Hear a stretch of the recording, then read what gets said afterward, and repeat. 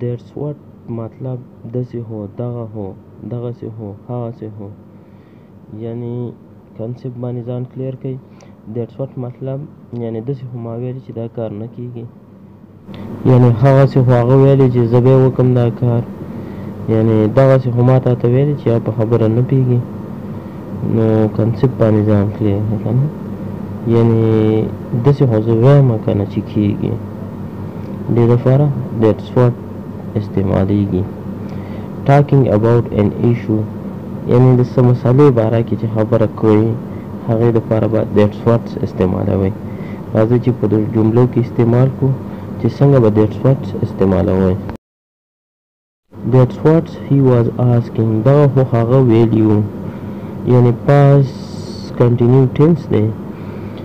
دغه خو هغه ویلي لکه هغه وخت کې هغه لګې ویلې که نه. نو اوس سړی څه خبره کوي که نه، وایي That's what he was asking.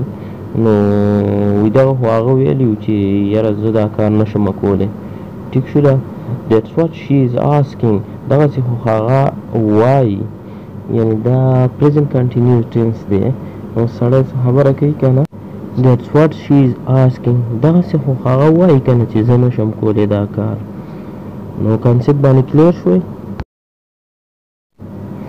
That's what I'm saying داسې خو زه لګیا یم، یعنی present continuous tense دی، یعنی داسې خو زه لګیا یم که چې زه کوم ورته وایي چې ته یې نه شي کولی.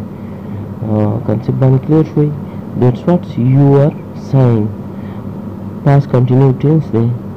دغسې خو ته لګیا یې که نه چې زه به یې وکړم او دا به یې وکړي او هغه به یې وکړي، خو دې نه کړو. لکه کنسپټ باندې کلیر شوی. دغسې خو ته لګیا وې که نه، past continuous tense دی. That's what you are saying.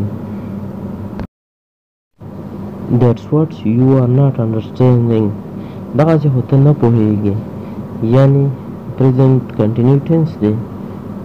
نو وایي دغسې خو ته نه پوهېږې، تا به داسې نه کولی.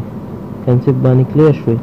That's what they are not talking to me هغسې خو هغوی ما سره خبرې نه کولې، یعنی دا چل به نه وی شوی. کنسپټ باندې کلیر شوی. امید کوم چې That's what په مطلب باندې به تاسو ښه پوه شوي وئ. That's why, then when, that's when, that's how, that's where etc. په دې باندې به زه تاسو ته ویډیوګانې جوړوم انشاءالله.